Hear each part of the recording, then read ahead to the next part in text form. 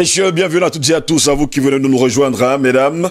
Le sujet qui nous intéresse ce matin, population Mbororo, une communauté autochtone et marginalisée, c'est notre grande interrogation de ce mercredi. Les Woubadé, il faut le préciser, Woudabé, Peul, Woudabé, singulier, Bodado, j'espère que je vais bien prononcer, parce qu'il y a une dame ici qui me regarde également, elle va penser que je me suis écorché la langue, sont un sous-groupe du peuple Peul qu'on désigne parfois sous le nom de Mbororo, ou alors Mbororo, à ne pas confondre avec Bororo d'Amazonie, terme qui serait toutefois un terme péjoratif utilisé par les autres populations et signifiant les bergers à l'abandon, ce qui n'est pas le cas. Les Bororo sont traditionnellement les éleveurs nomades et des marchands dont les migrants les mènent dans le sud du Niger, le nord du Nigeria, le nord-est du Cameroun, le nord-ouest également, le sud-ouest du Tchad et les régions occidentales de la République centrafricaine. Depuis quelques années, ils pénètrent également au Congo-Kinshasa, dans les régions de Basse-Ouélé, dans le Haut-Ouélé, frontalière de la Centrafrique et surtout du Soudan.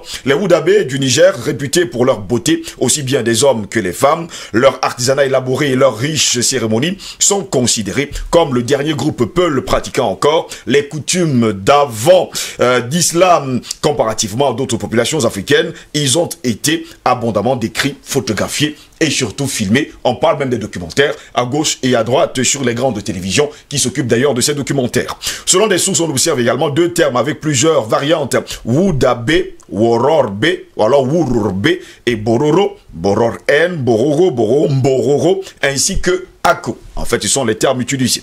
Le choix de l'ethnonyme ne fait pas l'unanimité. Boro ou Wodabé, quel terme choisir? Eh bien, vous avez le choix. Aujourd'hui, on les appelle Bororo pour dire les bergers à l'abandon, ce qui n'est pas le cas puisque c'est un peuple nomade, un peuple qui cherche justement de vers pâturage. Le choix de l'ethnonyme ne fait pas l'unanimité. Bororo ou Wodabé, eh bien, il faudra choisir. Boro serait donc en effet un exonyme surtout employé par les populations environnantes telles que les Aoussa ou les Arma, par analogie avec le nom du Zébu, la vache, en Bororo. Ça, il faut le préciser. À ce titre, il serait perçu comme péjoratif. Toutefois, la dénomination Wodabé est parfois rejetée également par ceux qui se revendiquent avant tout d'être des Mbororo. En Peul, la racine Woda désigne un interdit, un tabou. Wodabé signifierait ainsi le peuple du tabou. Mais l'interprétation de cette expression reste encore débattue aujourd'hui. Pour le chercheur Jean Bourtret, les Wodabé seraient un sous-ensemble des Mbororo. Eh bien, en République centrafricaine, ils représentent sans doute plus de la moitié de la population musulmane du pays et vivent pour une majorité d'entre eux de l'élevage dans le monde rural. Une partie de cette communauté est originaire du Cameroun et est arrivée dans les années 1920, toujours pour chercher de vers pâturage. D'autres sont venus du Tchad, sans doute originellement du Niger, voire même du Nigeria, avant les migrations plus contemporaines à partir, il faut le dire, des années 1990. J'ai bien dit 1990. Eh bien, les Wodabé sont principalement musulmans. Bien que les pratiques revêtent divers degrés d'orthodoxie, eh bien la majorité adhère aux principes de base de cette religion. Certains les ont appelés musulmans de nom en raison d'éléments culturels non musulmans contraires à certains préceptes de l'islam. L'islam devint donc une religion importante parmi les Mbororo au cours du, il faut le dire, 16e siècle, quand le savant El Magili prêcha parmi les élites du nord du Nigeria. La prédication d'El Magili, il faut le dire, amena la conversion des classes dirigeantes chez les peuples, et surtout Aoussa, Peul et surtout Touareg. On va donc se demander ce matin, sont-ils justement des autochtones? Eux-mêmes déclarent haut et fort qu'ils ne le sont pas. Ils le crient d'ailleurs sur tous les toits. Eux, ils vont de ville en ville, de pays en pays. Et d'ailleurs, ils sont là pour chercher de vers pâturage. Et d'ailleurs, la conversation que nous avons eue avec un Bororo de sang, il précise par ailleurs que lorsqu'un enfant naît, tout de suite, eh bien, on choisit ses oncles, ses tantes, les hommes, les cousins à gauche et à droite, de lui offrir un bœuf. Ça peut être un mouton, etc. Et lorsqu'il grandit, il va se retrouver avec, il faut le dire, un troupeau. Et quand il a un troupeau, tout de suite, il va aller chercher de vers pâturage pour nourrir justement ces troupeaux. Et pourquoi pas chercher femme et se marier pour se multiplier. Seulement, ces derniers jours-ci, il y a un objet de dénonciation parlant justement de ces Mbororo. eh bien la dénonciation de la stigmatisation avilissante des Peuls Mbororo comme peuple autochtone et minoritaire au Cameroun, au même titre que les Pygmées, ce qu'ils se refusent entièrement. Et d'ailleurs, je vais vous lire leur communiqué ce matin. Depuis la nuit des temps, nous les Peuls Mbororo, qui sont aujourd'hui présents dans 28 pays, je l'ai d'ailleurs dit tantôt, de par le monde, sommes connus comme un peuple nomade.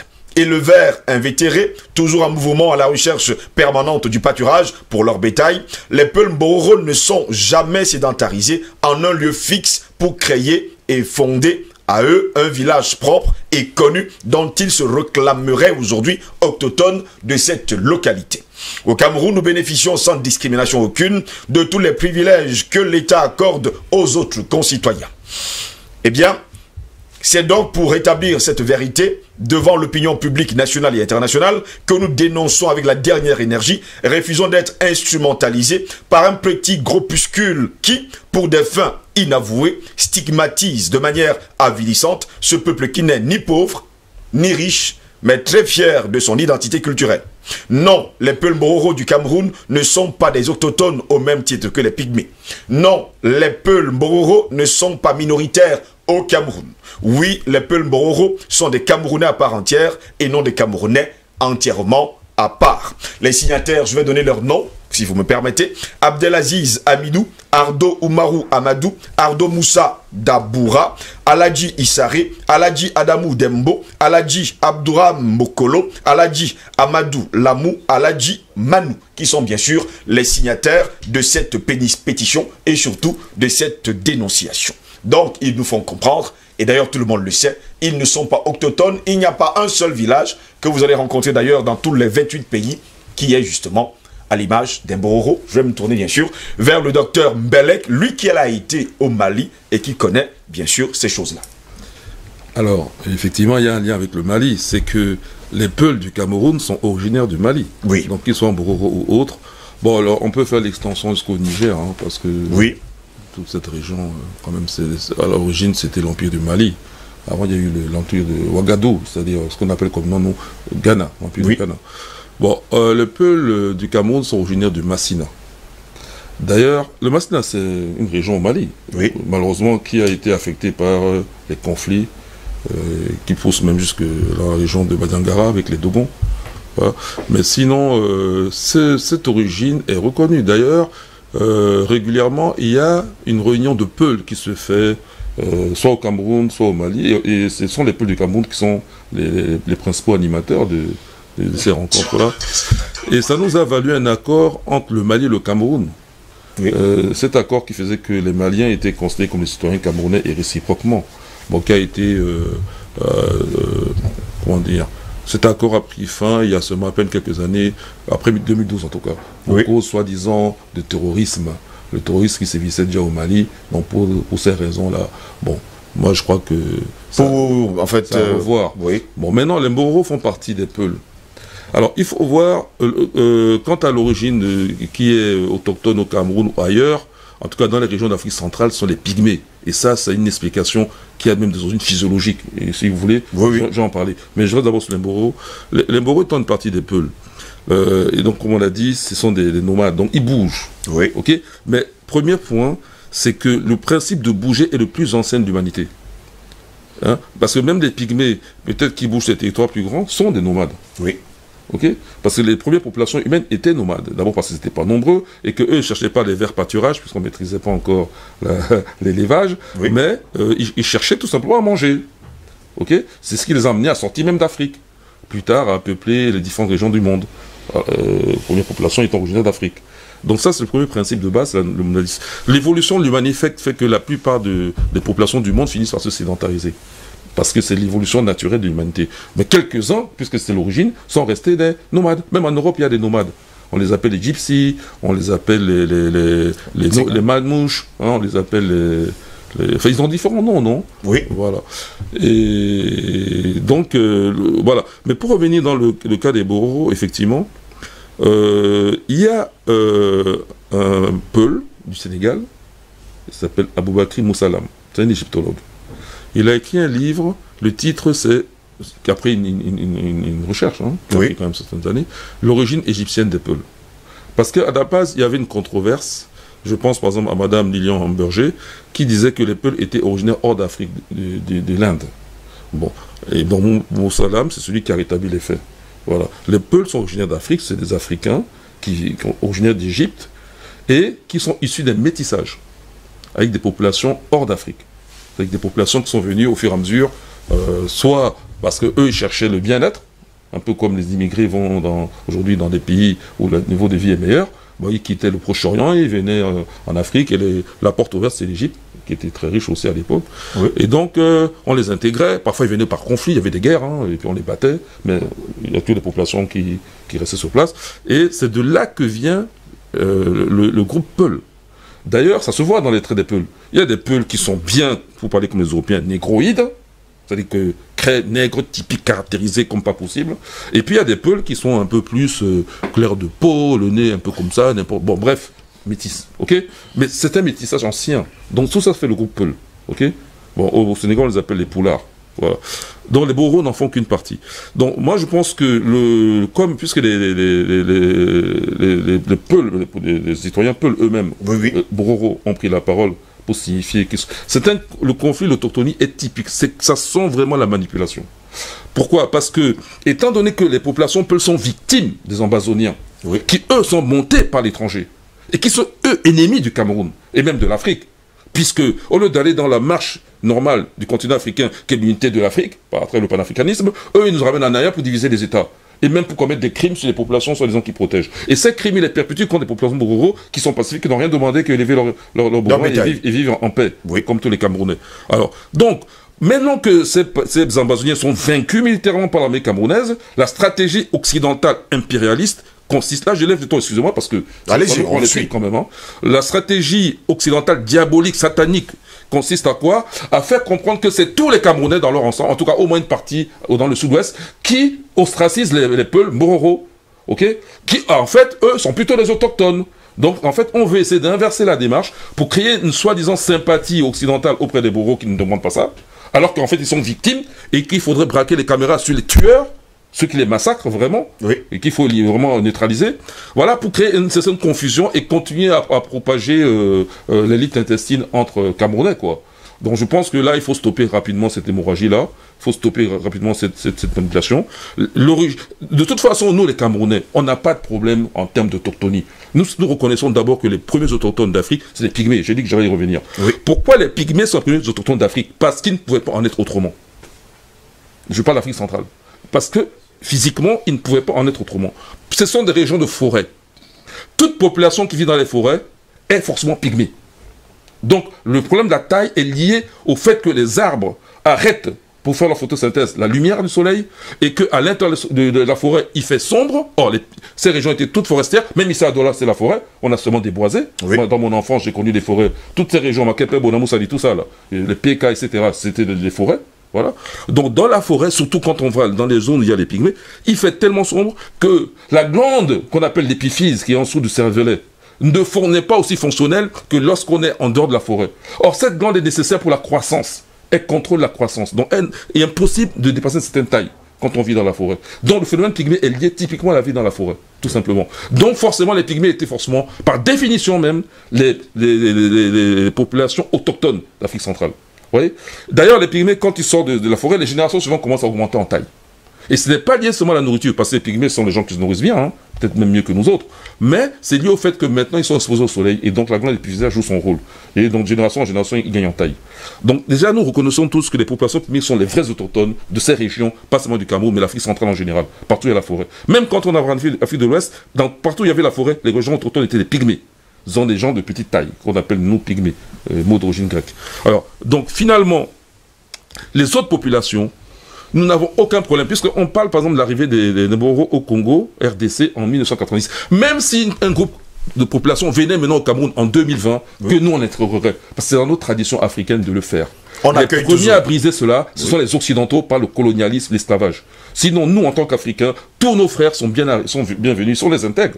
Puisqu'il y a les nationalités, ben, ils ont la nationalité camerounaise. Est-ce que ça pose un problème à quelqu'un? Non. Donc là, ce qu'il faut stopper, c'est la manipulation occidentale pour nous diviser et bien sûr, vous connaissez la suite, conquérir le pays, prendre les matières premières. On vous comprend parfaitement, hein, Dr Mbelek, ce matin. Justement, Albert Anatola, ici, vous avez suivi le Dr Mbelek, la destruction de la fausse idée répandue à propos d'Embororo et l'arrêt de l'action néfaste de ce groupe d'intérêt passe par le rétablissement de la vérité sur l'histoire et la situation de ce grand peuple. L'action de ce groupe d'intérêt, ça il faut le préciser, n'est-elle pas assimilable à du racisme, eux qui aujourd'hui se prévalent être au niveau, il faut le préciser, des Pygmées? Je pense que vous, dans votre préambule, si vous voulez, dans votre énoncé, voilà, c'est le mot juste, vous avez justement planté le décor, Dr Mbelek par la suite. Mais permettez-moi de répondre à votre question par deux éléments. Le premier élément, oui. Je veux aller au niveau de la Constitution camerounaise qui indique dans son préambule alinéa 2 que tous les citoyens sont égaux. Égaux. Sont égaux. Donc, pour moi, tous les citoyens sont égaux, oui, en droit, et l'État assure la protection des populations autochtones et des minorités conformément à la loi. Quand je dis cela, je vais maintenant du côté du théâtre des opérations, notamment dans le sud-ouest et le nord-ouest, et principalement dans le nord-ouest. Parce qu'il faut quand même se rappeler une chose, c'est important de révéler toujours, de rappeler les faits historiques, que les populations qu'on appelle les Bororo là-bas ont été victimes, n'est-ce pas, des massacres pour trois raisons. La première, ils n'ont pas voulu contribuer à l'effort de guerre des Ambazoniens, notamment dans le cas de l'enrôlement, et ensuite, de par les contributions financières ou matérielles. La conséquence, c'est quoi? C'est qu'il fallait engager des expéditions punitives. La seconde raison, c'est que, vous savez que quand on est soldat, on a besoin de se nourrir. Eh bien, les Ambazoniens ont pris l'engagement sur eux de voler le bétail, justement, de ces pasteurs-là, notamment les bœufs. Bien évidemment, à la suite de cela, ces populations minoritaires, ça il faut le dire, se sont organisées en autodéfense, justement pour se protéger et protéger le bétail. Conséquence, il y a donc eu cette déferlante, n'est-ce pas, de massacre que tout le monde connaît. Alors, justement, conformément au préambule que j'ai cité tout à l'heure, à l'exposition du préambule que j'ai cité tout à l'heure, l'État a pris, à travers, n'est-ce pas, l'effort de défense et de sécurité, l'État a pris sur lui d'assurer justement la sécurité de ces populations, qui, il faut le dire, ont été massacrées par les sécessionnistes, pour des raisons que j'ai évoquées. Maintenant, il se trouve que certains ONG qui sont très actifs sur le terrain, du moins pas elles directement, à travers leurs relais locaux, ont fait des rapports biaisés. On en parlait encore hier de ces ONG qui font d'ailleurs des rapports biaisés. On fait des rapports biaisés pour indiquer justement que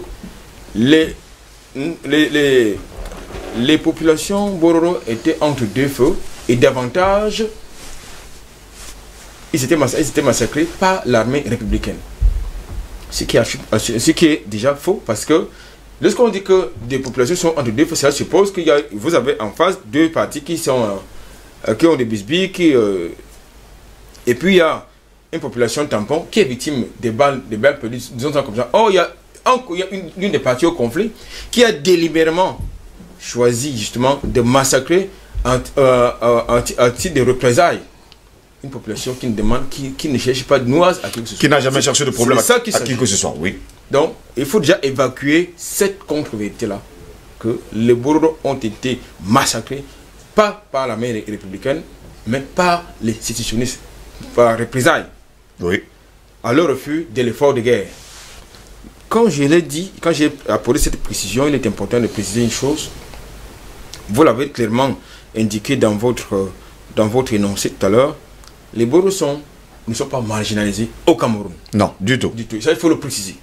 Bien au contraire, ces populations qui, vous l'avez également indiqué, sont nomades, c'est-à-dire qu'ils sont constamment en déplacement à la recherche du pâturage pour leur bétail, s'installent où elles veulent, là où elles trouvent n'est-ce pas, de l'espace, du pâturage pour leur bétail, c'est là où elles s'installent. Ça peut durer pendant des mois, ça peut durer pendant des années, du moment où il y a encore du pâturage. Vous le constaterez à travers leur campement, la manière avec laquelle, n'est-ce pas, ils construisent très souvent ce que je pourrais appeler les habitations, entre guillemets. Ce qui suppose donc que ce sont des populations en perpétuel mouvement. Et ce sont des populations, c'est aussi des bons guerriers. C'est aussi des bons guerriers. Mais sauf que, très souvent, comme c'est les hommes qui s'occupent, n'est-ce pas, des pâturages, c'est-à-dire l'élevage, de la protection du bétail, les enfants et les femmes sont constamment abandonnés. Et c'est ce qui fait en sorte que, en même temps, ces populations sont vulnérables. Parce qu'il faut quand même prendre en compte leur vulnérabilité, même en dépit du fait que ce soit de bons guerriers. Donc, moi, je crois donc aujourd'hui, il faut d'abord encadrer, dire les choses. Ce ne sont pas des populations autochtones. Parce que ce sont des nomades. L'autochtonie, c'est que vous êtes quelqu'un qui est né quelque part, qui séjourne de manière régulière ou de manière permanente. Là, donc vous êtes né quelque part. Oui. Donc, il faut donc déjà évacuer cela. Est-ce que ce sont des populations marginalisées? Je crois que j'ai donné la réponse. Donc je pense qu'aujourd'hui, c'est une thématique qui vient à propos parce que ça permet quand même d'éclairer certaines choses. C'est-à-dire qu'il y a non seulement les ONG, il y a certains partis politiques qui justement veulent instrumentaliser non pas seulement l'opinion nationale, mais seulement l'opinion internationale, la communauté dite internationale, même si moi personnellement je ne sais pas à quoi ça renvoie. Donc, eh bien, il est donc important de dire qu'au Cameroun, l'État, en tout cas la constitution camerounaise, assure la protection de tous ses concitoyens. Et davantage, l'accent est mis sur la protection des minorités. Je vais me tourner vers Patient Parfait-Dôme. Patient Parfait-Dôme, jusqu'à preuve de contraire, ces ONG qui arrivent au Cameroun font des rapports assez biaisés et déclarent haut et fort que les Mboro qui étaient autochtones sont marginalisés, sont tués, et bien sûr parfois par l'armée camerounaise. Certaines déclarent par exemple, bon, on cite toujours l'armée camerounaise. À un moment donné, on se pose pas mal de questions et bien sûr aujourd'hui on parle d'autochtonie, que ces peuples, ces Bororo, sont les autochtones et c'est eux qui sont en train, il faut le dire, de souffrir dans ce conflit dans le nord-ouest. D'abord, je tiens vraiment à remercier et à apprécier à sa juste valeur, les interventions de Dr Mbelek et de Anato tout à l'heure. Ça montre quand même la qualité de votre panel, c'est vraiment très bien dit. Mais j'aimerais quand même revenir aussi dans l'histoire, parce que je crois que le problème de fond, il se pose là. C'est-à-dire, à partir du moment où les gens se sont réunis à Berlin un jour, et ils ont décidé de la partition de l'Afrique avec la proportion que nos États devaient avoir. Ils n'ont pas tenu compte de l'aspect culturel que le Dr Mbelek avait bien évoqué, que tous les peuples africains n'avaient pas le même mode de vie. Il y avait des peuples qui avaient vocation, après cette migration, mais quand même assez sédentarisée, et d'autres, de par leur activité, comme c'est le cas d'un Borolo souvent pastoral, n'avaient pas vocation à se sédentariser. Ils allaient au gré, à la recherche des pâturages, au gré des saisons. Et chaque fois qu'ils pouvaient aller à un endroit, ils se rendaient compte que cet endroit leur était propice à leur activité. Ils restaient là pendant un moment en attendant que la saison change pour qu'ils puissent continuer ce déplacement. Alors, mais il y a aussi un second problème que le docteur Mbelek n'a pas évoqué, mais qui vaut aussi son pesant d'or. On nous dit que c'est une population de souche Peul. Or, nous savons que les Peuls, dans leur essence, sont originaires, selon certaines recherches, de la Guinée, du Fouta Djallon. Oui. Et ces Peuls-là se sont installés tout le long du Sahel, la bande sahélienne, et une bonne partie de ces Peuls se sont installés aussi à l'est du Nigeria. Et ce sont ces Peuls-là qui, sur le plan de la propagation de l'islam, ont envahi la partie du Cameroun qui parle à Dama jusqu'à l'extrême nord pour islamiser ces populations. Et donc forcément, à leur suite, il y a des populations Bororo, des éleveurs Bororo qui ont suivi le mouvement. Ousmane Danfodio, qui avait pour principal lieutenant Adama, lui confie une mission et dit, va de l'autre côté là-bas, il y a des peuples là-bas qui sont des animistes, il faut les ramener à la région de Mahomet. Seul l'une des rares ethnies, on s'en peut appeler comme ça, un peuple, qui a résisté à cette poussée de ces guerriers venus à cheval et qui voulaient soumettre tout le monde à la région islamique, ce sont justement les peuples kirdis. Parce qu'ils étaient sur les montagnes et ils avaient cette capacité, tout à l'heure on a été parlé de guerriers, de résister, n'est-ce pas, à la propension de ces nouveaux venus de leur imposer une autre religion que celle de leurs ancêtres. Quand je mets le doigt sur cette question, c'est que quand on regarde la manière dont les Bororo se sont islamisés, on se rend quand même compte qu'ils sont restés avec des subsides de leurs anciennes traditions. Oui. Au point où, justement, et c'est là dans ton explication, certains dont musulmans rigoristes, oui, leur prennent un peu comme des mécréants, donc des gens qui n'appliquent pas un islam entier, d'autant plus qu'ils sont restés avec leurs coutumes. Tout à l'heure, en off, on épiloguait la discussion avec le Dr Mbelek. Chez eux, par exemple, une de leurs coutumes, c'est que c'est la femme qui choisit son mari. C'est quand même quelque chose d'extraordinaire, vous voyez. Et ça, quand on inverse dans la religion islamique, vous voyez le poids de l'homme, qui peut prendre 1, 2, 3, même 50 femmes, et c'est l'homme qui décide de la suite, de comment ça se passe. Alors, donc, il y a d'abord cette question irrésolue. Et vous allez voir plus tard, quand on creuse dans la question de Boko Haram, il y a toujours cette question de la manière dont l'islam s'est installé dans cette partie de l'Afrique, avec beaucoup de dégâts, au point où on a créé une caste de gens qui sont comme des nobles, ceux qui sont de l'Amidon, ceux qui ont tout, et l'autre caste des gens qui ont été vaincus et qui ont été convertis à l'islam, qui sont en réalité soit des castes de guerriers, soit des dungourous, tout ce que vous voulez. Alors, il y a cette question-là, quand on les aborde, il faut avoir le courage de dénoncer ces pratiques venues d'ailleurs, mais qui ont durement, comment dire ça, modifié le rapport culturel des uns vis-à-vis des autres. Pour la question Bororo, revenons à la question Bororo. Au niveau, par exemple, du nord-ouest, que je connais un peu, parce que j'ai été dans ces régions, je connais les peuplades Bororo dans la zone de Ndou, dans la zone de Kumbo, dans la région de Tatoum, dans la zone même de l'ouest, dans les montagnes de Bamboutos, où ils sont présents avec leur bétail. Et ils ont toujours vécu en intelligence avec les populations locales. Toujours vécu en intelligence. Et ils ont même, pour certains, souvent été dans la cour de faune, où ils étaient consultés quand certaines décisions devaient être prises. Il n'y a jamais eu de problème parce que les Bororo étaient des nomades et que les populations, par le biais des migrations, certains se sont fixés à des endroits précis bien plus tard et qui se sont fait appeler autochtones.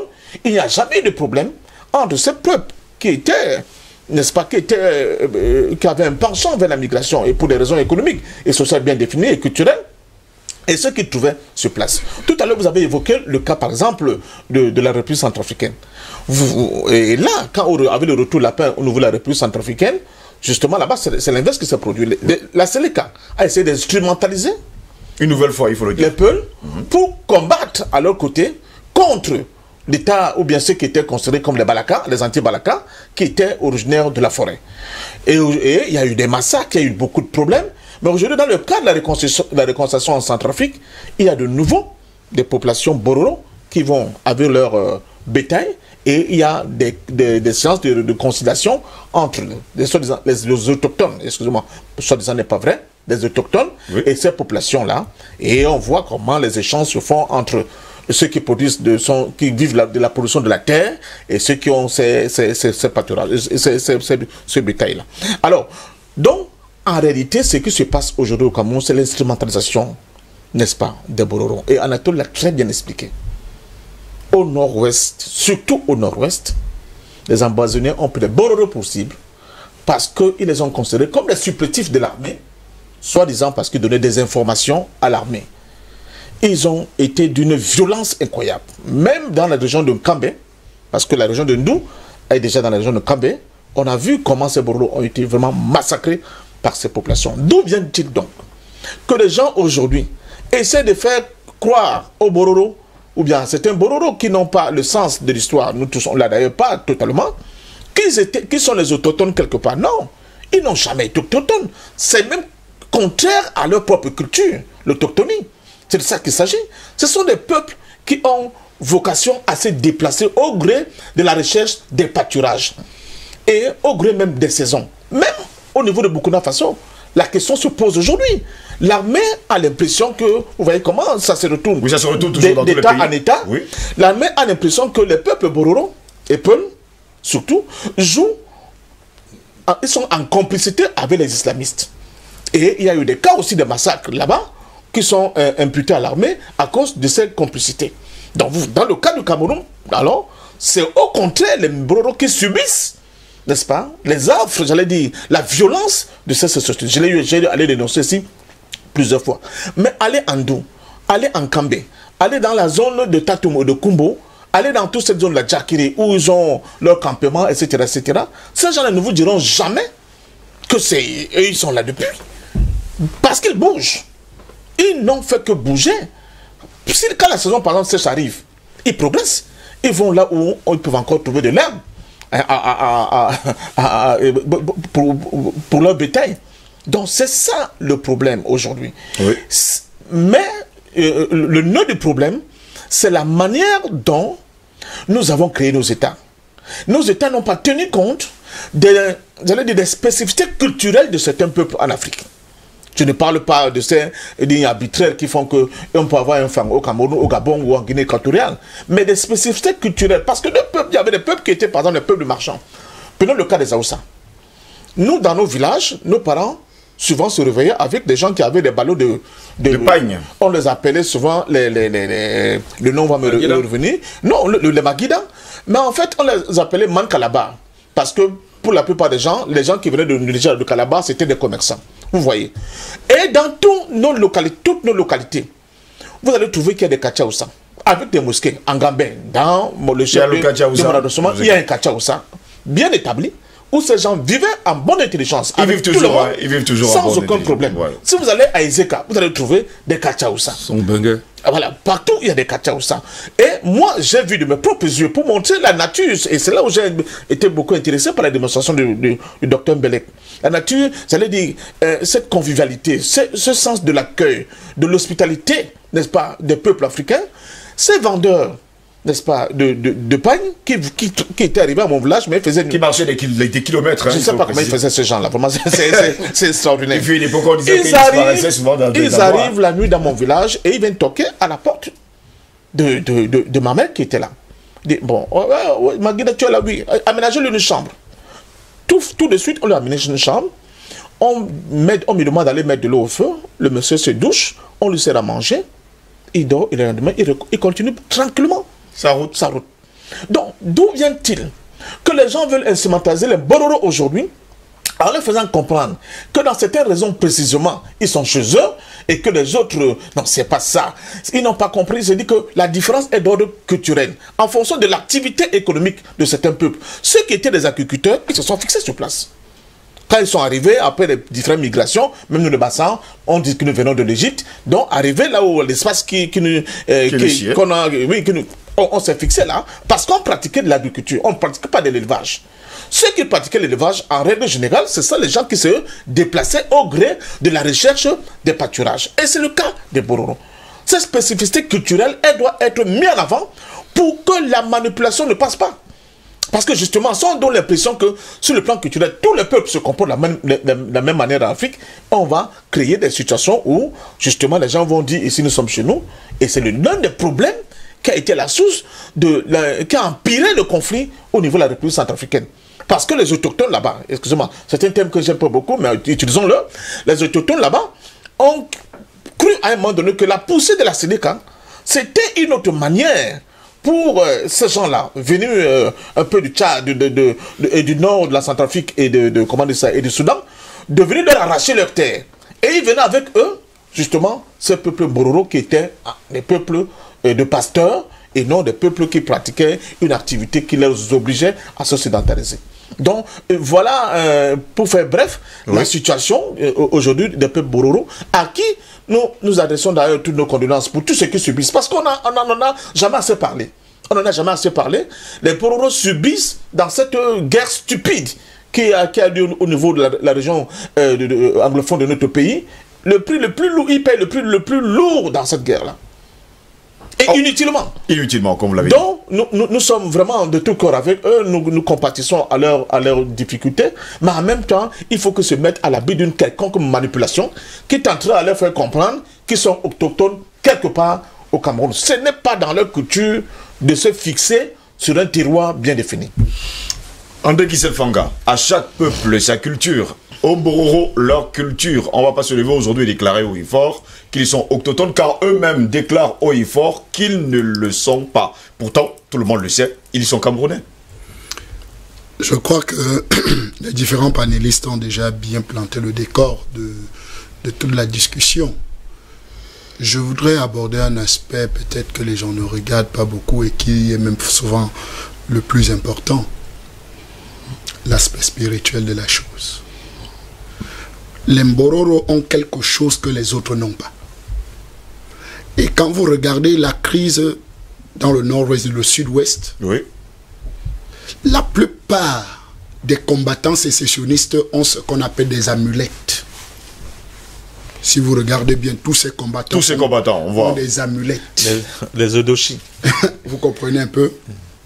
Et quand vous regardez naturellement tous les peuples Mbororo, ils ont certaines amulettes sur leur corps. Alors, les sécessionnistes, c'est pour ça que quand même un peuple qui résiste à tous les intempéries, malgré les conditions de vie, ça veut dire que spirituellement, ils sont bien constitués. Comprenons-nous bien. Ça veut dire que c'est un peuple qui s'en sort parce que quand vous regardez leurs conditions de logement, vous regardez leurs conditions de vie, vraiment, il faut véritablement être spirituellement bien constitué pour réussir à vivre ou bien à vivre en harmonie avec la nature. Avec la nature, avec tous ces éléments-là. Donc, les Ambazoniens se rendent compte qu'en réalité, voici un peuple de guerriers qui peuvent nous aider dans notre bataille. Que ça soit parce que la plupart ne peuvent pas aller au front. Simplement comme des simples, parce qu'ils ne sont aguerris en rien. C'est des petits idiots, petits braqueurs qui se baladaient dans les quartiers, ramassaient les porte-monnaies, qui se réveillent un matin, soi-disant qu'ils sont des combattants. Ils trouvent que le peuple Bororo est très efficace et très habile. Parce que quand un peuple est nomade, quand un peuple fait face, qui a du bétail, fait face à des animaux féroces, et il faut batailler contre ces animaux féroces pour protéger son bétail. Oui. Et si vous êtes lecteur des Saintes Écritures, vous allez retrouver une activité d'un homme qu'on appelait David, qui est devenu roi à la suite, qui était un berger, qui était dans la logique de protection, de conduire du bétail dans la brousse. Et à chaque fois, David, dans les Saintes Écritures, avait en face de lui parfois un lion qui venait pour vouloir dévorer les chèvres, ou bien une ours, ou bien... Et il faisait face à cet ours, ou bien à ce lion de manière, avec sa force naturelle. Donc, c'est un héritage spirituel de ces peuples-là qui ont la charge de protéger et de garder les animaux. Et aujourd'hui, les peuples Bororo ont cette grâce. Je préfère parler de grâce que de parler de chance, selon ma culture spirituelle. Donc, vous comprenez que ces peuples-là ont quelque chose que les Ambazoniens avaient besoin pour aller à la bataille. Et premièrement, ces peuples n'ont pas cédé parce qu'ils se considèrent et disent, mais non, nous ne pouvons pas nous engager dans cette bataille alors que, c'est-à-dire la bataille de division du Cameroun, alors que nous travaillons, parce que vous allez me demander, un opérateur économique, par exemple, comme le PDG de Ndawara, qui est installé un peu de partout, de dire que non, il faut aider nous à diviser le Cameroun pour que le nord-ouest et le sud-ouest deviennent une partie entière. Alors qu'il a les activités à Douala, il a les activités au nord, il a les activités à l'extrême nord et hors même du pays. Donc, quand vous l'appelez pour que il vienne vous aider dans une logique de sécession, alors vous dites, vous ne lui voulez pas du bien. Et quand il refuse, les répressions commencent. Oui. Ça, je prends l'exemple de lui. Et maintenant, sans compter les autres populations maintenant qui n'ont pas assez de moyens, peut-être comme lui, ou bien qui sont dans une autre logique, et qui ont des... Albert a bien expliqué tout à l'heure, dans une guerre, il faut se nourrir. Ces populations ont de la nourriture, c'est-à-dire ils ont les bœufs, les chèvres, qui peuvent nourrir... Les moutons et tout ce qui va avec. Les moutons qui peuvent nourrir les combattants ou bien les soi-disant guerriers. Et les autres viennent demander, d'abord, ils ont refusé de les accorder ce qu'ils voulaient. Maintenant, ils viennent avec la répression, ils viennent voler. Donc, ils reprennent leur ancien métier, ces soi-disant sécessionnistes, leur ancien métier qui est le vol. En dehors du vol, ils y ajoutent du viol. Parce qu'ils violent les territoires, ils violent les peuples, ils violent la dignité des gens, ils violent même leur espace. Parce que quand vous regardez ces gens aujourd'hui, vous comprenez que c'est des gens sans tête née que je parle bien des sécessionnistes. Des ambazoniens. Ces ambazoniens-là qui n'ont plus de cerveau. On n'est pas encore dans la sécession, il faut bien comprendre. Voilà, donc ces ambazoniens-là, donc c'est des gens, quand vous vous posez la question, finalement, vous voulez quoi? Parce que les mêmes gens que vous dites que vous défendez, c'est les mêmes gens que vous assassinez. Mais quand vous voyez des gens égorger une jeune fille qui appartient à une famille du nord-ouest ou bien du sud-ouest, attendez, vous vous posez la question, mais finalement, vous défendez quelle cause? Parce que si vous vous attaquez à vos propres frères, propres sœurs, alors ça veut dire que vous êtes perdu. Donc l'esprit d'égarement est au milieu d'eux. Et aujourd'hui, ces populations Bororo, qui sont des peuples nomades, ont refusé de leur accorder tout ce qu'ils avaient besoin, que ce soit spirituellement, que ce soit naturellement. Donc, la répression aujourd'hui est voulant faire le jeu, parce qu'il y a certains qui sont contre dans la population Bororo, qui veulent une certaine position politique. Maintenant, qui travaillent en connivence avec les ONG pour faire croire à la communauté internationale, soi-disant, comme Albert Anatole a ici autoproclamé. Vous comprenez que non. Communauté internationale autoproclamé. Que non, ici, il y a marginalisation, ici, il y a assassinat des peuples autochtones. Vous comprenez un peu? Parce qu'en réalité, ces soi-disant leaders d'Mbororo cherchent une position politique qu'ils n'en ont pas. Ils veulent s'établir politiquement et que les 16 ONG doivent les aider ou bien leur donner de l'argent, ils veulent le financement. Exactement, oui. Des financements pour qu'ils puissent s'établir dans ce domaine politique. Alors que, historiquement, c'est des peuples nomades qui travaillent pour un temps et se déplace davantage. Un peuple de pacifistes également, il faut le préciser. Et un peuple qui aime la paix, parce que en réalité, pour que vous puissiez avoir un espace, parce que à chaque fois quand ils arrivent, c'est les populations qui sont installées avant qu'ils leur donnent l'espace.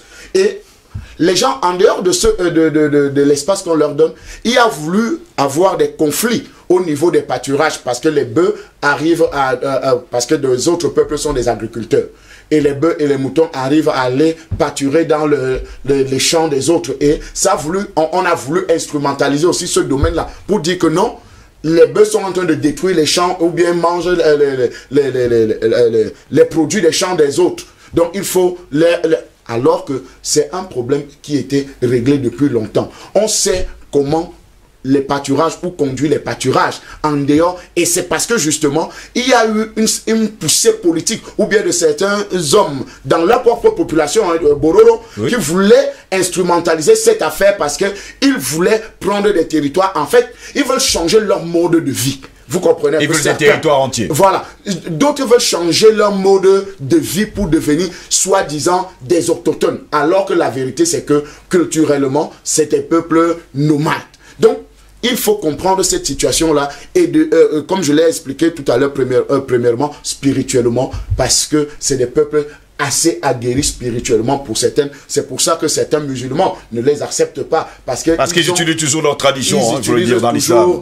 Certaines ressources de l'animisme qui aujourd'hui, ces ambazoniens sont en train d'aller chercher au Nigeria, parce que la plupart, dans leur pratique au déchi et tout le reste là, pour essayer de battre l'armée. Donc, ces Bororo ont ça sur place, ce genre de puissance ou bien comment on peut dire, des éléments culturels, parce que appeler ça sorcellerie, ou appeler ça magie, appeler ça, c'est vouloir dénier enlever son sens, parce que de la culture même. Voilà, l'animisme est une religion, et il y a des prêtres, et il y a ceux qui la maîtrisent, qui savent maîtriser cette religion-là, et les Bororo sont parmi ceux qui maîtrisent cette religion animiste pour souvent certaines batailles.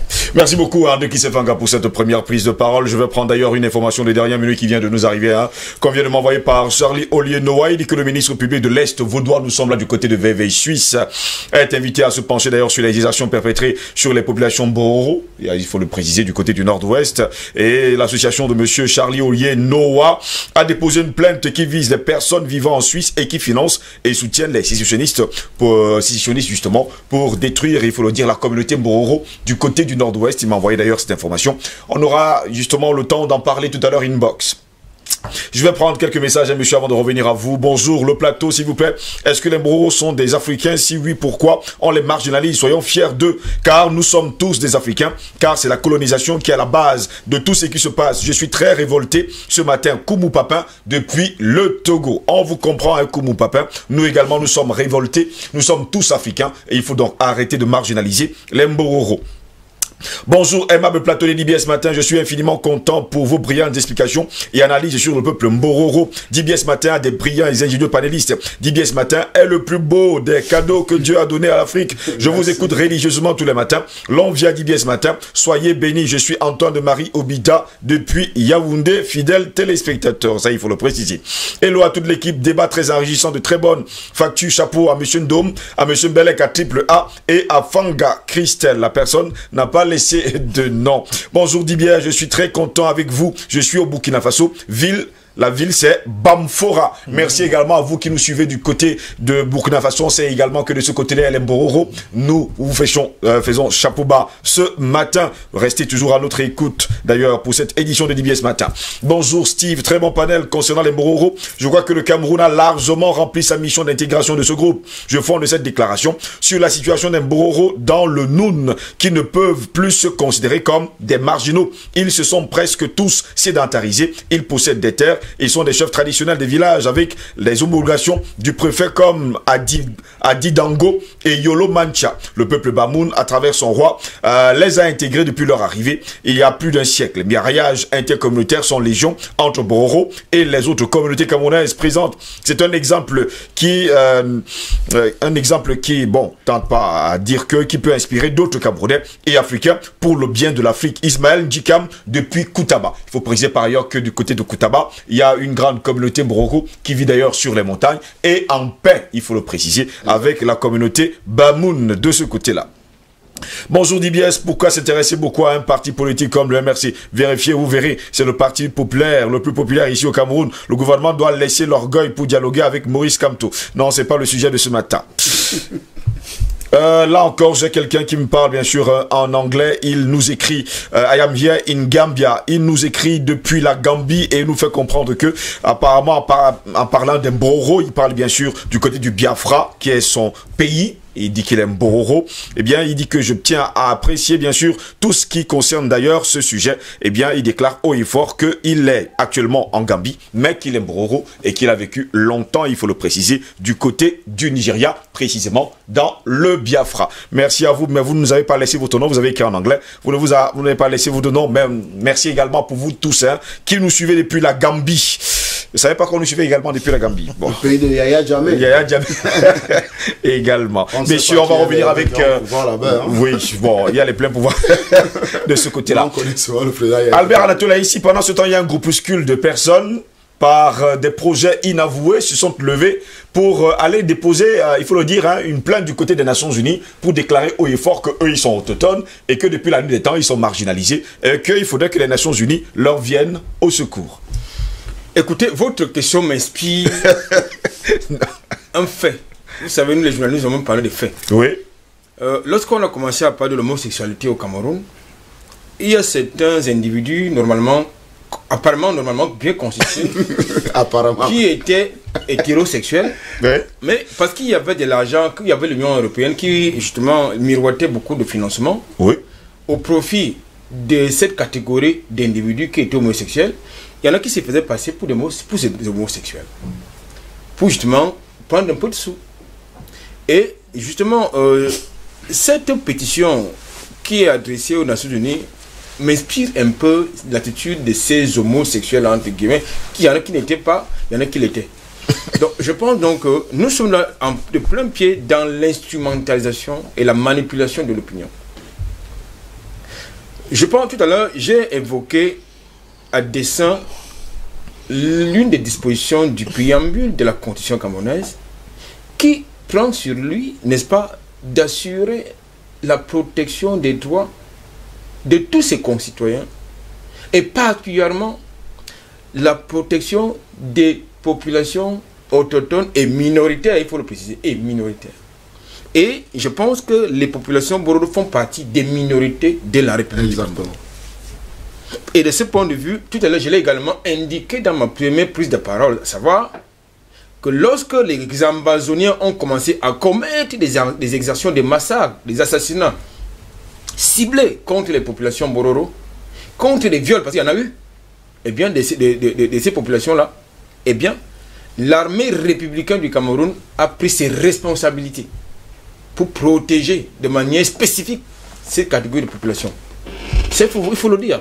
Il faut également dire que ces populations qui vivent essentiellement de l'élevage ont eu un lot de tribut non pas seulement humain, mais également économique, parce que lorsqu'on massacre quelquefois pour rien votre pâturage, c'est une grosse perte. Donc je pense que, j'ose croire, que les auteurs de ces manipulations vont prendre également en compte les éléments que je suis en train d'apporter sur cette table. Les éléments historiques que tout le monde sait. Ça, c'est important de le préciser. Donc, moi, je pense que il faut éviter, il faut qu'on soit sérieux. Il faut le répéter, et si c'est nécessaire, il faut même refaire une émission là-dessus. On aura une autre émission là-dessus, ne vous inquiétez pas. Oui. Le Cameroun protège tous ses concitoyens, en tout cas, de par la Constitution, et c'est fait. Et davantage les minorités. Tout à l'heure, vous venez de lire un message qui a été envoyé par un internaute, un téléspectateur, qui nous rappelle que du côté, n'est-ce pas, du Noun, du côté du Noun, justement, ces populations se sont sédentarisées. Pourquoi? Parce qu'on leur a trouvé de l'espace. Oui. Vous ne pouvez pas vous sédentariser lorsque vous vivez, là où vous vivez. Vous ne vivez pas en paix. Là, vous avez des problèmes. Si vous avez des problèmes, quelque part, vous ne vivez pas là-bas. Vous ne pouvez pas vous y installer. Donc, je crois que là, nous avons donc derrière, et ça il faut le préciser, nous avons là derrière, c'est un politicard, comme j'aime les appeler. Vous avez là derrière des ONG qui sont des instruments à charge contre le régime, ça il faut le dire. Parce qu'ils doivent pouvoir justifier les financements qu'ils perçoivent pour faire ce boulot. Vous avez là, derrière, des gens qui veulent s'émanciper de leur culture originelle. Parmi les Bororo, tout à l'heure, enfin là, brillamment dit. Donc, il faut donc cesser. Vous avez également, en quatrième et en dernière position, vous avez des individus qui veulent se comporter comme ces deux homosexuels se comportaient quand il fallait et quand il leur a miroité justement ces financements qui venaient de l'Union européenne. Or, nous savons qu'au Cameroun, l'homosexualité c'est proscrit par la loi et c'est condamné. Quiconque est pris en flagrant délit, c'est pratiqué pour faire l'objet d'une condamnation, mais c'est quand même pratiqué. Mais j'attends de voir ceux qui sont les activistes de cette catégorie de pratiques vont nous prendre bientôt. Donc je pense qu'il faut qu'on soit sérieux. Nous parlons des choses très sérieuses. Et je crois, à mon sens, que lorsque les Bororo, enfin, les citoyens Bororo prennent sur eux la responsabilité de faire cette pétition que vous avez dit tantôt, ça veut dire qu'il y a le verre se trouve dans le fruit. Il faut rapidement l'extirper. Il faut rapidement l'extirper. Je vais également prendre une réaction d'un de nos internautes ce matin. Hector Achille Mengue qui nous dit bonjour à toute l'équipe de DBS à matinale. Le problème des minorités est la nouvelle recette de l'impérialisme. Les exemples nous parlent. Russie et Abkhazie. Russie et Tchétchène, Russie et Ukrainien, Russes et Géorgiens, conflit soudanais. On ne parle de minorité lorsqu'on a pour intention de sectionner un pays ou une armée de contrôle géostratégique. Affaire Boro du Cameroun à prendre très au sérieux, nous dit d'ailleurs Hector Achille Mengue. Justement, ces derniers temps-ci, il faut le dire, les outils de l'impérialisme, surtout de cette communauté internationale, entre guillemets, c'est toujours de passer par un groupe dit minoritaire pour justement sectionner le pays. N'est-ce pas également le cas qu'on a besoin de créer aujourd'hui au Cameroun? Absolument. Anatole, Albert ici l'a bien expliqué. En fait, on propose un discours sur lequel, pour certains intérêts obscurs, certains se plongent dedans, mais en fait, ils vont jouer contre leur pays, contre leur continent, contre leur race, et à travers cette race, pas la race noire, contre l'humanité. La race noire, c'est l'humanité. Hein. Oui. Non, mais si vous voulez un exemple, je vous le donne tout de suite. Non, allons-y, on vous suit. Je le donne tout de suite. À l'instant où je parle là, il faudrait qu'un dirigeant du monde soit extrêmement fou et mal conseillé, mais à l'extrême, hein, c'est-à-dire que Hitler était à la limite bien conseillé, il faudrait qu'il soit extrêmement fou pour qu'il dise « je vais exterminer les Noirs du monde ». J'insiste, je vais le prouver. C'est que celui qui dit ça, je vais exterminer les Noirs du monde, c'est quelqu'un de non seulement inconséquent, mais très fou. Et même ses conseillers, il faut les mettre de côté. Pourquoi? Parce que tout simplement, la matrice du monde, c'est la race noire. Et c'est prouvé, ça ne se discute plus. Il y a des vérités scientifiques qu'on continue à faire la quête, mais celle-là ne peut plus se discuter parce qu'on a atteint là le niveau de la biologie moléculaire. Alors, je vais parler de l'ADN. Voilà. Alors, je vais donner un exemple simple, pédagogique, tout le monde peut comprendre. Vous avez ici, je vous propose, Steve, 1 tonne de riz d'une seule espèce. Gratuit. Et vous pouvez encore la planter. Ça vous donnera du riz. Là-bas, je vous donne 10 kg de 10 variétés différentes de riz. 10 kg chacun. Ça ne fait que 100 kg au total. Mais vous avez 10 variétés différentes. Là, vous pouvez toujours les planter. Ça aussi, c'est gratuit. Je vous demande de choisir. Et plantez les tonnes. Vous ne prenez pas la tonne si vous êtes quelqu'un de conséquent qui réfléchit bien et bien constitué. Ça, c'est ceux-là qui vont chercher les millions dont parlait Haïti.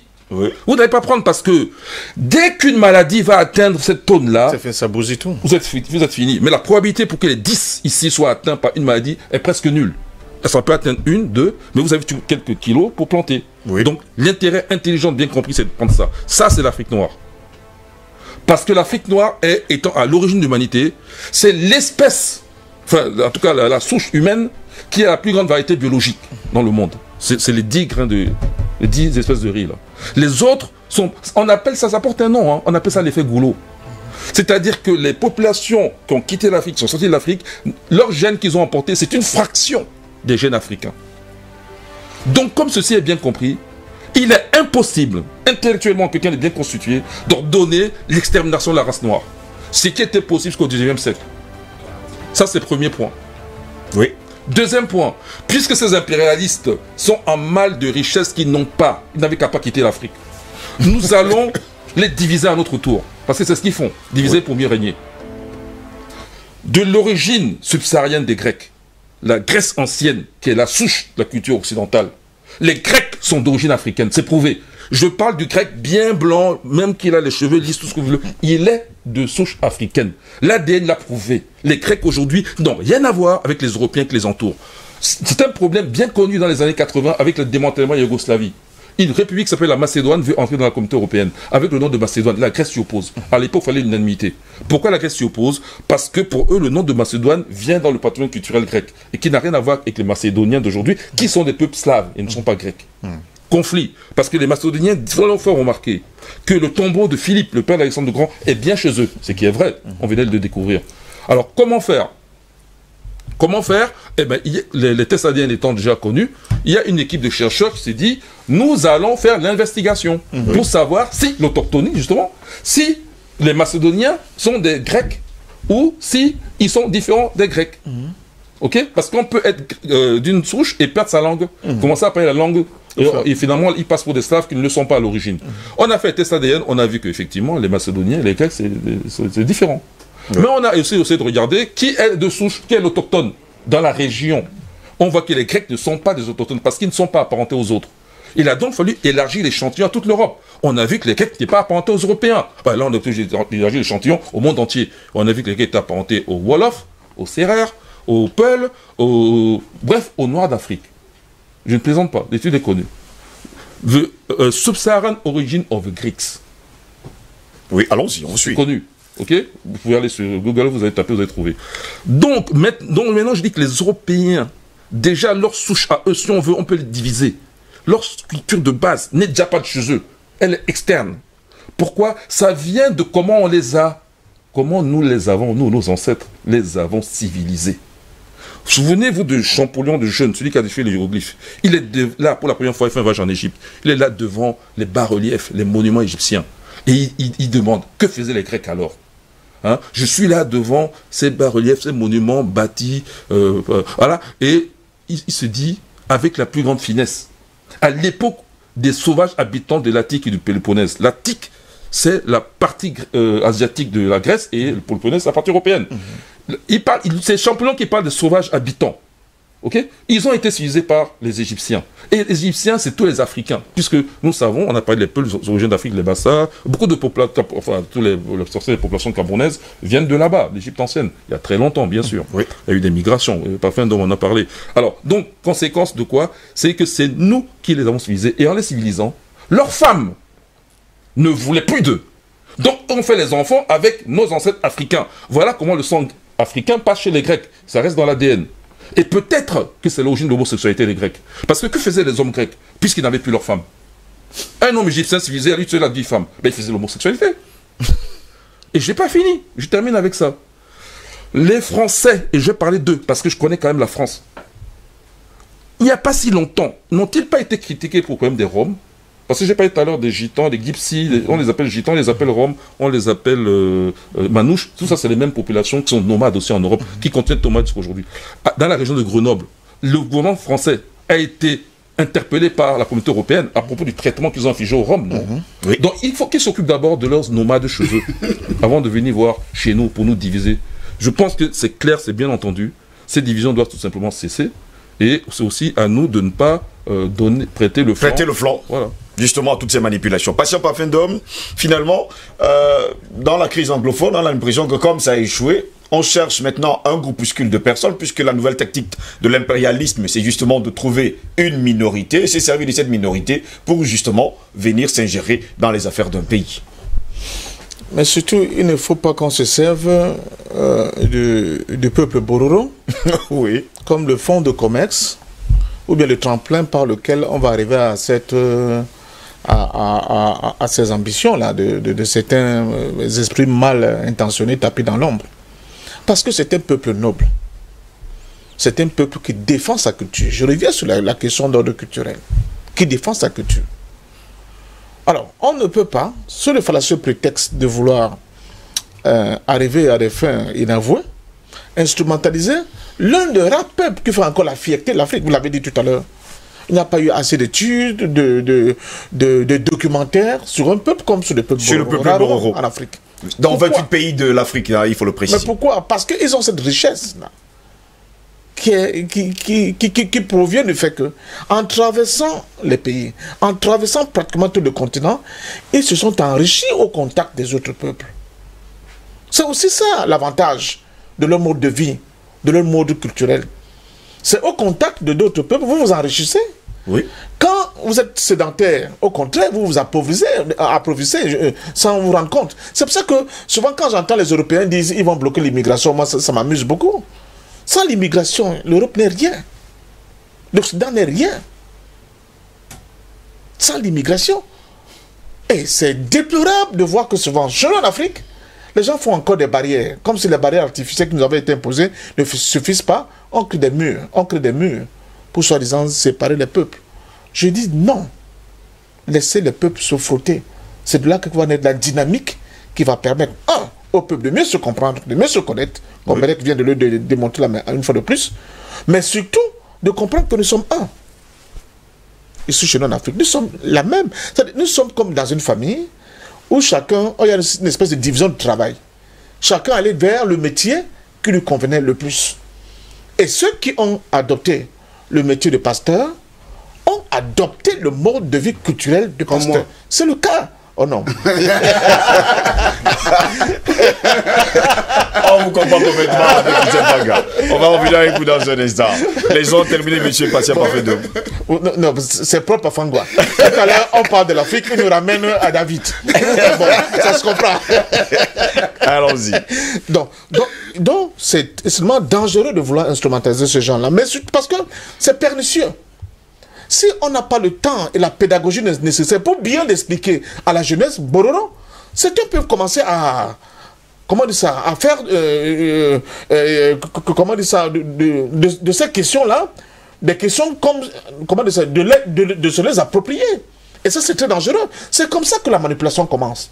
Il faudra avoir avec beaucoup de pédagogie, expliquer au peuple que non, au contraire, ces gens-là ne vous veulent pas de bien. Ils veulent vous utiliser, tout simplement, pour arriver à des fins inavouées, qui ne seront même pas ce que vous avez.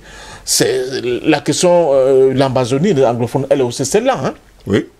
Certes, il y a des problèmes malaises au niveau du rapport de l'administration camerounaise avec ces gens-là, mais de là à aller jusqu'à la sécession, ça veut dire qu'il y avait des malins derrière qui ont manipulé le gros de la population. Je crois que ces populations, avec ce qui s'est passé récemment à Bamenda, ils voient cette réalité aujourd'hui. Ils voient cette réalité aujourd'hui. Donc, honnêtement, le peuple bororo n'a pas de problème. Je vais sortir par là, j'insiste. N'a pas de problème au Cameroun. Oui. Et ils sont fiers d'être Camerounais. Ils ont toute la place, qu'on a tout l'a rappelé, en tant que minorité que la Constitution leur concède. Et ne les amenez pas à modifier le mode de vie. Ne les amenez pas à modifier le mode de vie sous le fallacieux prétexte qu'ils seraient autochtones quelque part. Ce n'est pas juste.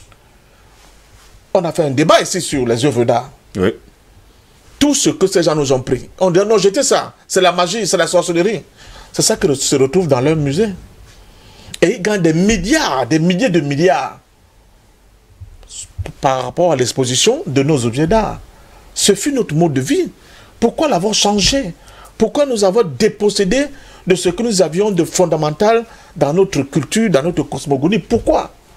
C'est cette question que les Bororo du Cameroun doivent remettre sur la table. Ils doivent s'interroger nous demandent cette question-là. Oui. On est plutôt en train de vouloir les déposséder de leur essence, de ce qu'ils ont de plus fondamental. Ce mode de vie, cette culture qui leur est propre et qui a fait leur bonheur. Moi, quand j'étais dans la région du Nord-Ouest, j'ai trouvé des Bororo comme quelqu'un, ils sont ni pauvres, ni riches, mais qui sont dignes. J'ai été dans leur campement où j'ai passé des week-ends. Ils ont des marchés périodiques où ils viennent échanger, voir des bêtes. Où il y avait un caractère de socialisation hors du commun. Tout le monde mangeait. Vous avez déjà goûté au lait de la vache? Moi, je l'ai eu là-bas. Leur yaourt fait de manière... C'est incroyable. Mais aussi de la bonne viande grillée qu'on retrouve nulle part. Les saveurs qu'on retrouve nulle part, que moi j'ai jamais expérimenté nulle part. Donc je continue de dire au peuple Bororo, ne vous laissez pas embarquer vers des chemins que vous ne maîtrisez pas. Vous êtes un peuple de nomades. Restez sur cette spécificité qui fait votre charme. Restez sur cette position-là. N'acceptez pas que les gens viennent vous faire vendre du vent alors qu'ils ont d'autres objectifs à atteindre dont vous ne servirez que de marchepied. Vous leur servirez de marchepied pour qu'ils puissent arriver à ces objectifs-là. C'est extrêmement dangereux, c'est même criminel à la limite du point de vue culturel, parce que ça aussi il faut le dire, vraiment c'est jouer contre l'Afrique, c'est jouer contre cette spécificité qui fait de l'Afrique un continent avec 1000 saveurs, comme on dit, 1000 couleurs d'ailleurs. Dans la nature, c'est une floraison de goûts, de couleurs et de culture, et c'est ça la richesse de l'Afrique. En tout cas, je vais prendre d'ailleurs quelqu'un, il nous appelle, il s'appelle Ali Efok du côté de Berthois, qui nous dit merci à tous les panélistes. Vous avez restitué une partie de la vérité. Non, je voudrais vous dire que les Bororo ne sont pas marginalisés, mais fortement exploités par tous les segments de l'administration camerounaise. Une CNI coûte 50 000 francs pour un Bororo dans plusieurs départements du pays. CNI digne, peu le Bororo. C'est CNI qui nous dit qu'il est digne, fils Bororo. Jusqu'à peu le contexte, je vais me tourner vers vous, André Christelle Fanga. Dans la pétition d'ailleurs de ces Bororo, ils déclarent haut et fort, eux aussi, qu'ils bénéficient sans discrimination aucune de tous les privilèges que l'État accorde aux autres concitoyens. Et ils déclarent, je précise également, non, ils ne sont pas marginalisés. Il dit, non, les peuples Bororo ne sont pas minoritaires au Cameroun. Mais vous allez marginaliser un peuple que vous aimez tant comme ça? Non, on les aime. Avec les belles femmes. C'est ça, vous êtes... Non, attends, il faut dire la réalité des choses. Allons-y, en fait, oui. Ils viennent, Parfendom venait de magnifier le lait de vache, la bonne viande grillée. Attendez, c'est ça qui fait un peuple, un pays, une nation, sa diversité. Si nous commençons à combattre notre propre diversité, nous allons où? Parce qu'en réalité, ce qui fait notre force, c'est notre diversité. Si un seul instant, on commence à combattre notre diversité, nous-mêmes, ça veut dire que nous sommes en train de nous fragiliser. Le président de la République du Cameroun, Paul Biya, disait « Il faut que ce qui veut nous diviser soit plutôt l'élément de notre force où nous devons nous appuyer. Notre diversité doit être plutôt notre appui, notre force. Si un seul instant, nous commençons à vouloir marginaliser les autres, pourquoi vous restez avec qui? Parce que s'il faut commencer à marginaliser, on va marginaliser tout le monde. Finalement, personne ne sera autochtone véritablement. Parce que s'il faut regarder aujourd'hui, parce que même les pygmées qui sont chez moi à l'est Cameroun, aujourd'hui, sont déjà en train de sortir de la forêt la plupart, ont déjà la grande taille. Et j'aime bien me définir comme un pygmée beau, élégant, hein, de grande taille. Donc vous voyez un peu. Donc, pour dire que les cultures évoluent, mais nous n'abandonnons pas la base de nos cultures. La base de nos cultures, c'est la solidarité. C'est le socialisme. Le peuple africain. C'est cette identité que nous avons justement en commun. C'est ce que nous avons, et c'est un peuple social. C'est-à-dire la capacité de prendre soin de l'autre, d'accueillir l'autre, même si tu ne le connais pas. Parce que même les Occidentaux que nous avons accueillis, parce que c'est nous qui les avons accueillis, nous les avons permis d'arriver chez nous. Parce qu'on croyait que c'était des gens normaux. En réalité, on a compris que c'est des fous, c'est des malades. Les Occidentaux, c'est des malades. Vous comprenez un peu? Oui, ils sont tellement malades que on vous accueille parce qu'on les a donné la possibilité d'entrer dans nos territoires. On pouvait les empêcher d'entrer. Mais ils sont entrés, on les a accueillis, on les a donné des chambres, on les a donné des maisons, on les a donné de l'eau à boire, on les a tout donné. Mais tout ce qu'ils ont trouvé de faire, c'est de nous rendre esclaves. Aujourd'hui, la roue est en train de tourner. Parce que la vérité, c'est que quand vous êtes méchant, la méchanceté retourne toujours contre vous. Quand vous crachez en l'air, ça retombe toujours sur votre visage. Ça ne tombe pas sur le visage du voisin. Aujourd'hui, cette méchanceté qu'ils ont voulu faire croire ou bien propulser à la face du monde, c'est-à-dire les guerres, les divisions, est en train de retourner contre eux-mêmes aujourd'hui. L'Europe est complètement divisée. L'Europe est en guerre, on ne nous dit pas et tout et tout. Ils ont voulu faire un semblant de l'Union européenne. Qu'est-ce que l'Union européenne représente aujourd'hui? Rien du tout. Parce que l'Allemagne aujourd'hui, ils veulent quitter l'euro. Et ils disent que non, on les a trompés, c'est un faux dossier, c'est un faux montage. L'Angleterre a quitté l'euro. Vous comprenez, le Brexit a eu lieu. Donc vous comprenez qu'en réalité, les germes de la division qu'ils ont sémés ailleurs sont en train de se propager dans leur propre vie, dans leur propre culture. Et nous les Africains, on n'arrive pas à comprendre que mais non. Nous avons toujours été des peuples solidaires. Nous avons toujours été des peuples qui savent s'entendre, qui savent trouver un compromis. Parce que l'arbre à palabre a toujours été là pour nous, pour régler nos problèmes. L'arbre à palabre, parce qu'en réalité, on ne connaissait pas la guerre entre frères. Quand il y avait un problème, même quand votre frère prenait votre femme, vous vous retrouvez à l'arbre à palabre. Il y a des enfants qui sont nés du frère de l'autre, qu'on connaît dans des familles, mais ça n'a jamais été ébruté, ça n'a jamais fait de problème. Pourquoi? Parce que les problèmes étaient réglés à l'arbre à palabre et la famille continuait. On ne dit pas que c'était de bonnes pratiques, mais nous disons qu'on avait la responsabilité, la charge de régler nos problèmes dans la famille. D'ailleurs même, les problèmes n'allaient pas à l'extérieur. Pour que un problème arrive au niveau de la chefferie ou bien des hauts responsables, il fallait que ça soit trop grave. Donc nous pensons aujourd'hui que pour venir parler de marginalisation d'un peuple ou bien d'une certaine catégorie de personnes, vraiment c'est faire faux débat. C'est nous dire que, ok, les Mororo, ils sont là, ils sont installés, ils continuent à faire, ils continuent leur marche. Maintenant, il y a ceux qui veulent évoluer de leur culture, c'est-à-dire ils veulent devenir... C'est leur droit le plus absolu, hein, il faut préciser. C'est leur droit le plus absolu. Ils vont très bien à l'école, ils font plein de choses, ils font des études, ils vont en Europe. Ils vont en Europe, ils voyagent. Donc, on ne va pas les refuser ça, comme nous tous. nous étions des peuples, des agriculteurs. Aujourd'hui, vous n'allez pas, voilà, le grand frère Mbelek aujourd'hui est astrophysicien. On le connaissait. D'ailleurs, on connaissait l'astrophysique. Maintenant, sur le terme moderne aujourd'hui, parce que nos parents le faisaient, hein, parce que mon grand-père, lui, voyageait sans voiture, hein. Mon grand-père, lui, voyageait sans voiture. Vous comprenez un peu? Ça, c'est de l'astrophysique. Vous comprenez un peu? Donc, ce n'est pas des choses nouvelles. Et ils ont voulu nous faire croire que non, ils ont inventé une autre science qui n'existait pas avant. On est avec vous, hein, oui. Donc, nous pensons aujourd'hui qu'il ne faut pas que des gens, sous la face de la manipulation, n'est-ce pas, essaient de nous faire croire que non, nous sommes divisés, nous ne valons rien, nous n'avons pas... Non, non, non, non, non. Notre diversité, c'est notre force.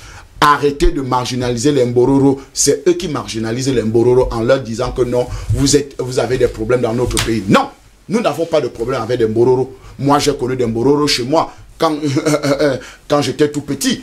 Vous comprenez un peu, à l'est de Cameroun. Donc, il y en a, ils sont installés, ils continuent à faire leur travail. Donc, nous pensons aujourd'hui que dire, et d'ailleurs même, d'autres ont même évolué dans le domaine politique, dans le domaine, et qui sont devenus des maires, qui sont devenus des députés, qui sont devenus des conseillers municipaux, qui ont une place de choix dans notre pays. Donc, venez dire que, d'ailleurs, vous savez que M. Baba Dampoul est membre du comité central du RDPC du Cameroun. Vous comprenez un peu, un parti qui gère la nation du Cameroun. Non, il faut se le dire, vous comprenez un peu, c'est un opérateur économique prospère de notre nation camerounaise. Donc, qui est originaire de ce peuple-là, Bororo. Donc, il ne faut pas mentir aux Camerounais. Quand vous allez à l'extrême nord, au nord et tout le reste, vous allez retrouver des gens. Chez moi, à Bertois, il y a des Bororo qui sont bien installés, qui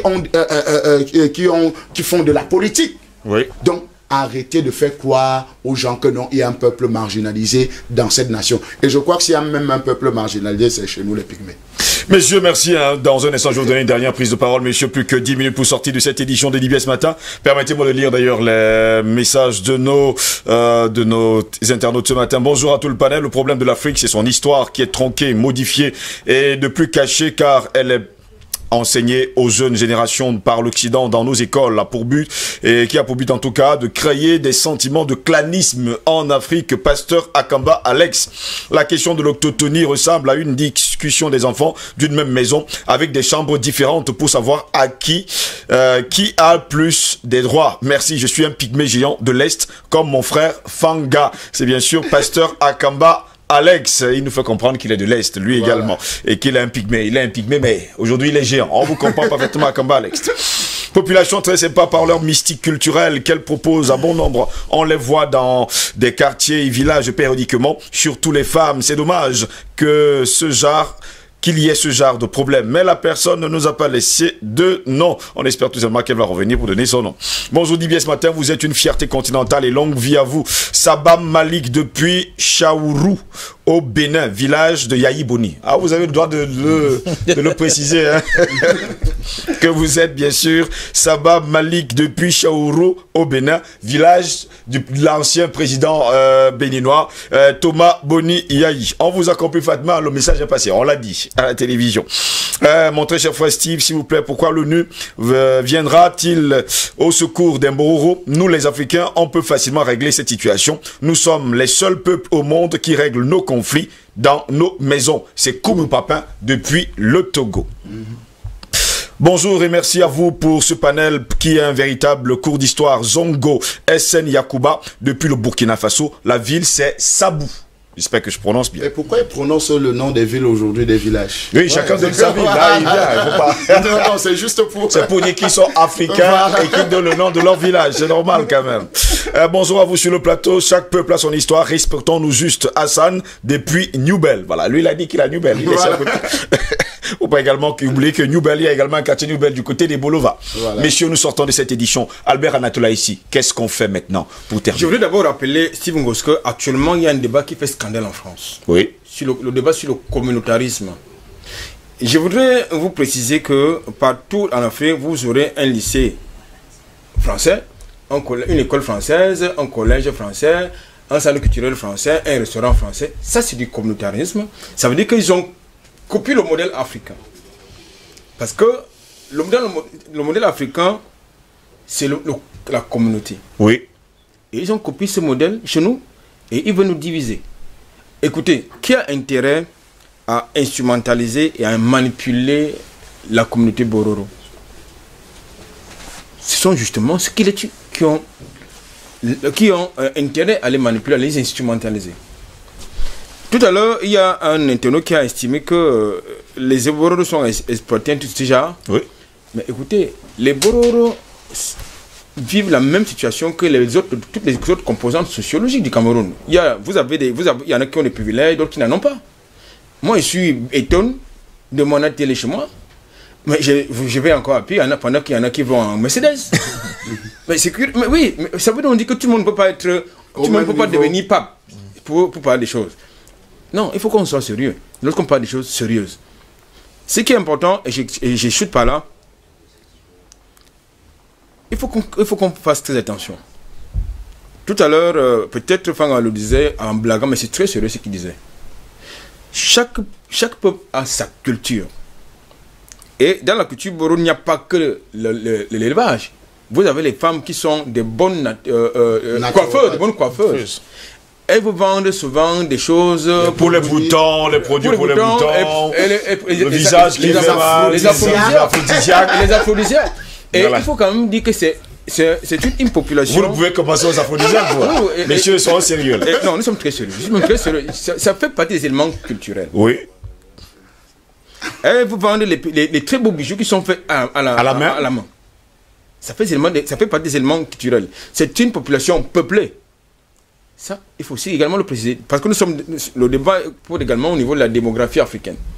Donc je pense que, comme je vous le suggérais tantôt, il faut revenir sur cette thématique parce que c'est important.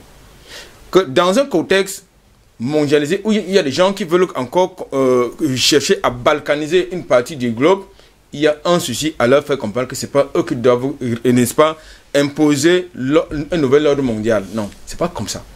Je crois également, et je veux chuter par là, vous l'avez dit, lorsque vous avez une constitution qui vous confère tous les droits, tous les privilèges en tant que citoyen de ce pays-là, eh bien, veillez tout simplement à ce que vos droits soient respectés. Docteur Mbella, nous sortons de cette édition, qu'est-ce qu'on peut retenir finalement? Bon, d'abord, j'aimerais dire que, si vous me permettez, hein, allez-y, que la marche de l'histoire, la roue de l'histoire tourne. Oui. Autant l'accompagner puis que s'y opposer. Puisque si on s'y oppose, elle va nous écraser. Donc autant l'accompagner. Et qu'est-ce que c'est pour l'Afrique? C'est l'unité de l'Afrique. Voilà. Vous voyez, si imaginons un instant que ce soit le cas, eh ben, l'autochtonie, tous les Africains sont des autochtones d'Afrique. Hein. Oui. Oui. Il n'y a pas plus autochtone en Afrique que l'Africain. Donc qu'il soit Bororo ou alors autre, et il est autochtone d'Afrique. On est d'accord? Voilà. Quand bien même il y aurait un métissage teinté par-ci, par-là, que ces gens-là qui sont venus se métisser plus ou moins avec nous, eux-mêmes, leurs ancêtres sont partis d'Afrique. Franchement, les plus autochtones de la planète, c'est les Africains. Donc nous, on a l'avantage d'aller vers l'unité de l'Afrique pour consécuter tous ces problèmes de bas étage qui nous font perdre du temps. Voilà. Alors, sinon, j'aimerais aussi en profiter pour dire un mot sur l'astrophysique. Fanga pense à astronomie quand il dit astrophysique. L'astronomie est une branche de l'astrophysique nécessaire parce que dès qu'on fait l'observation des astres, les astres c'est tout ce que tu vois, planètes, étoiles, lune, galaxies, amas de galaxies, tout ça, l'univers même. Bon, eh ben, tu fais l'astronomie. L'astrophysique est une science récente, mais qui est dans la prolongation de l'astronomie et qui a intégré la physique. Et donc fait partie de la physique, d'où le mot astrophysique. Bon, je fais un petit paraphrase, puisque à cause allons-y rapidement. Jocelyn. Il y a une autre branche qu'on appelait la chimie. On continue à dire physique, chimie, comme si c'était deux choses différentes. Mais il y a eu un temps où il y avait physique, il y avait chimie. Mais depuis les années 1920, entre 1920 et 1930, la chimie est totalement dans la physique. C'est-à-dire que les physiciens ont été capables d'expliquer la liaison chimique totalement. Okay? Le problème se pose encore avec la biologie. Bon, moi je ne dis pas quand, hein, mais les physiciens sont des impérialistes scientifiques. Le but du physicien, c'est d'incorporer le maximum de sciences. La seule science qu'il ne pourra jamais intégrer, mais qui sera son outil éternel, en tant qu'être humain, ce sont les mathématiques. Mais le but de la physique, c'est de tout prendre. Donc, la biologie, c'est la seule branche qu'on n'a pas encore pris. Ça dit que comprendre, c'est quoi la vie. Donc, qu'est-ce qui fait la différence de l'astrophysique? C'est que ça se fait dans les années 40. qu'est-ce qui se passe? C'est qu'on n'observe plus que dans ce que nos yeux sont capables de voir, c'est le domaine visible qui est très restreint. Au niveau des ondes électromagnétiques, on a étalé le spectre. Depuis les rayons gamma, on peut observer le soleil en rayons gamma, en rayons X, dans le visible, et aussi dans les infrarouges et les ondes hertziennes. Merci. Le soleil émet aussi ces ondes radio. Parce que si on continue comme ça, il va nous faire un cours d'astro. Dans l'astrophysique, ayant bénéficié de tout ça, élargit le spectre électromagnétique et intégrant d'autres façons de voir, que ce soit avec les neutrinos ou peut-être bientôt les ondes gravitationnelles et d'autres. Ceux qui ont les 4 yeux. Et comprendre maintenant ce qui se passe, les mouvements, la structure par la physique. Merci. L'astrophysique. Merci beaucoup, merci. Merci beaucoup, docteur Mbelek, d'avoir été avec nous ce matin. Patient Pafedom, votre mot de fin. D'abord, je dis au peuple Bororo qui doit être fier. Ils sont un peu comme les rebelles de l'ordre établi. De par leur culture, nous qui sommes pour l'unité politique de notre continent, de par leur culture, de leur capacité de se mouvoir dans l'espace à la recherche de pâturage, ils envoient un message à l'Afrique. Laissez les enfants de l'Afrique être libres sur leur continent, de pouvoir se mouvoir, d'aller partout où ils veulent, parce qu'ils sont chez eux, ils sont sur leur terre, cette terre leur appartient. Ne leur enlevons pas cette spécificité qui est en réalité un pied de nez qu'ils sont en train de faire, n'est-ce pas, cette construction qui s'est faite à Berlin en 1984, c'est-à-dire fragmenter l'Afrique, balkaniser l'Afrique, et nous disent non, notre culture c'est une culture où chaque fille ou bien fils d'Afrique est libre chez lui, il peut se mouvoir partout où bon le semble pour chercher sa pitance. André Kisefanga, vous avez le mot de fin. Ben, je crois que c'est un débat très enrichissant ce matin parce que nous avons compris. Nous avons compris quoi? Nous sommes un seul peuple. Nous sommes une seule Afrique. Nous sommes bien sûr de cultures différentes. Moi, je crois en Dieu. Il y a ceux qui ne croient pas en Dieu. Et je crois... Et tu me regardes. Là, c'est allons-y rapidement, monsieur, vous sortez de cette édition. En Dieu, et nous pensons qu'il y a un seul principe qui régit le monde. Et les Africains l'ont bien compris. Je ne parle pas de la culture africaine, je ne parle pas de la magie, je ne parle pas de chrétienté. La seule chose qui régit le monde, c'est l'amour. Si nous nous aimons, tout est réglé. Merci beaucoup. Je vais lire ce message il nous dit: les Mboro ne seront jamais manipulés par les autres car ce sont des populations très sages. Leur sagesse vient de Dieu. Tu leur vois seulement en brousse, mais ils sont très vigilants. El Hadji Oumar Adam depuis Yaoundé, précisément à Itoudi. Albert Anatola, ici je vous dis merci d'avoir été là ce matin. Ça fait un plaisir. Docteur Jean-Paul Mbelek, merci également. Je rappelle que vous êtes à Afrique Science et bien sûr il y a des démonstrations qui ont commencé depuis lundi dernier. C'est à partir de 10 h. Tous les jours, c'est du côté de l'hôtel Saint James, en face de l'hôtel Saint James. Tous les jours, pendant 2 semaines. Merci également d'avoir été là. Patient Pafendo, merci également d'avoir été là ce matin.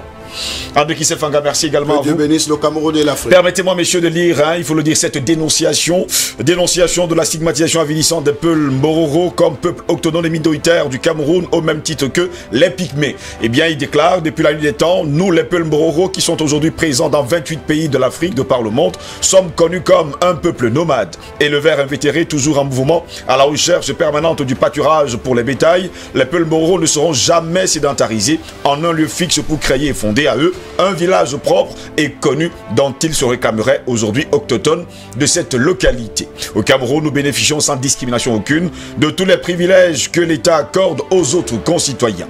C'est donc pour établir cette vérité devant l'opinion publique nationale et internationale que nous dénonçons avec la dernière énergie et refusons d'être instrumentalisés par un petit groupuscule qui, pour des fins inavouées, stigmatise de manière avilissante ce peuple qui n'est ni pauvre ni riche, mais très fier de son identité culturelle. Non, les peuples Mboro du Cameroun ne sont pas des autochtones au même titre que les Pygmées. Non, les peuples Mboro ne sont pas minoritaires au Cameroun. Oui, les peuples Mboro sont des Camerounais à part entière et non des Camerounais entièrement à part. Les signataires sont les suivants: Abdelaziz Amidou, Ardo Oumarou Amadou, Ardo Moussa Daboura, Aladji Issaré, Aladji Adamou Dembo, Aladji Abdourahman Mokolo, El Hadji Amadou Lamou et surtout Aladji Manou. Ils sont les signatures, bien sûr, de cette dénonciation. Mesdames, messieurs, c'est ici que s'achève cette autre édition de DBS Matin, la 3e du genre de cette semaine. Je ne quitterai pas sans vous dire une chose simple. Eh bien, nègre c'est mon nom, nègre c'est ma race. Si mon teint parfois bronzé t'induit en embarras, d'autres teints peuvent témoigner qui je suis. Mais nègre c'est le nom de ma mère, et ma mère c'est l'Afrique. Bonne journée à toutes et à tous et à demain. Si peut à Dieu. Au revoir.